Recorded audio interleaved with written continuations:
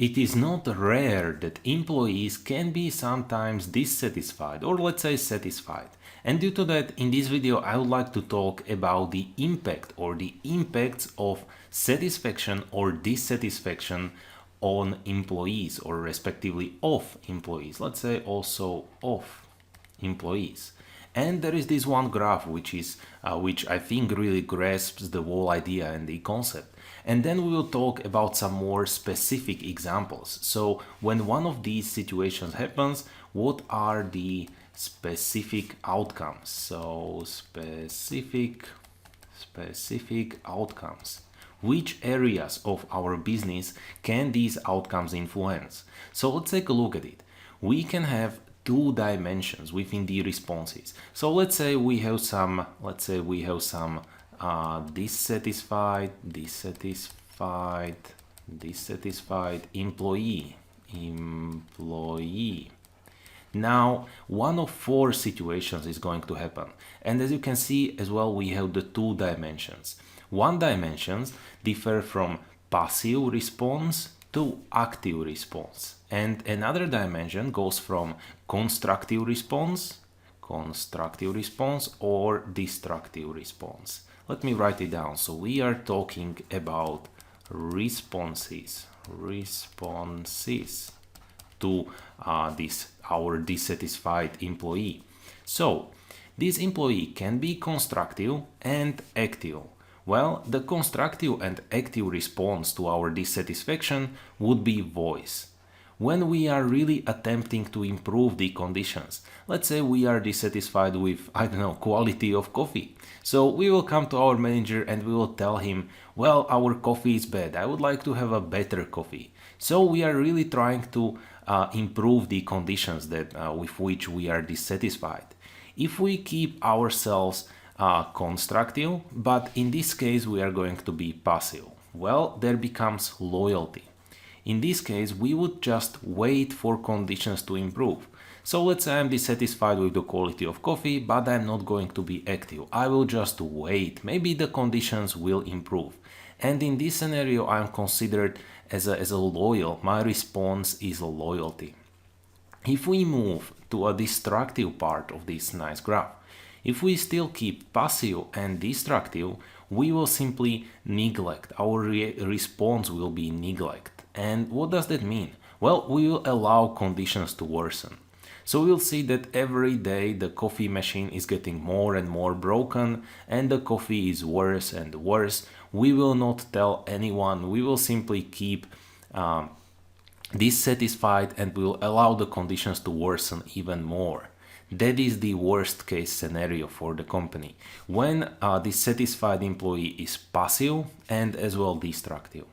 The final response to dissatisfaction can be exit, which would be leaving the organization.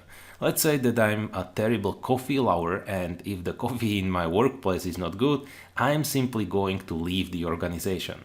That is destructive but active because I perform some action. Now, as you can see, maybe you have already grasped it. In these 2 points, there is quite important to understand that there is low or no productivity. And that is why really organizations try to either incentivize or motivate employees to be constructive in their responses. Because when productivity goes down or there is no productivity by employees, that is the worst case scenario.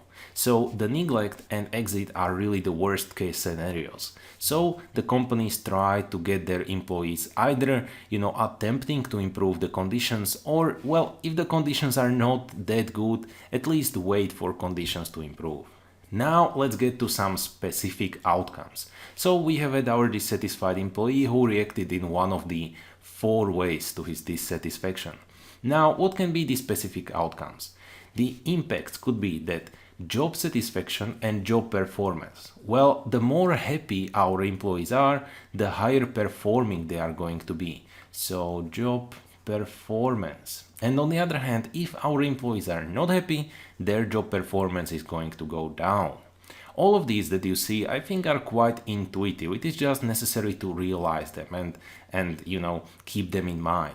Secondly, job satisfaction and customer satisfaction.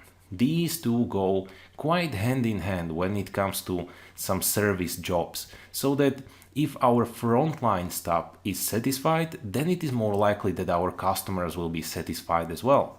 And vice versa, if our frontline staff is not happy and not satisfied, the satisfaction of the customers might go down as well. Then we have, and I have forgotten here one letter, so we have again satisfaction. So we have job satisfaction and employee turnover absenteeism. Well, if our employees are not happy, they are going to be absent quite often, and the turnover of the employees is going to be much higher, so that employees simply leave our organization when they are not satisfied.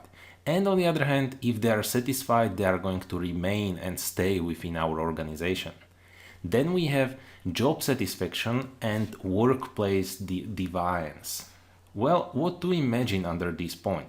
Let's say that if our employees are not happy, sometimes they can steal at their workplace, and that is the workplace deviance. Finally, we have managers often simply don't get it. As recent research shows, managers often think that they know and understand their workplace. They either say, okay, our employees are very happy or our employees are not happy, but when you ask them about the reasons, they will give you some. And when then you ask the actual employees, you will see that managers really don't get it. So that is why it is important so that managers will cooperate and communicate with their subordinates. So those were the impacts of satisfaction or dissatisfaction of and on employees. We have learned this graph, which is very important to keep in mind, and also some quite intuitive impacts that these can have.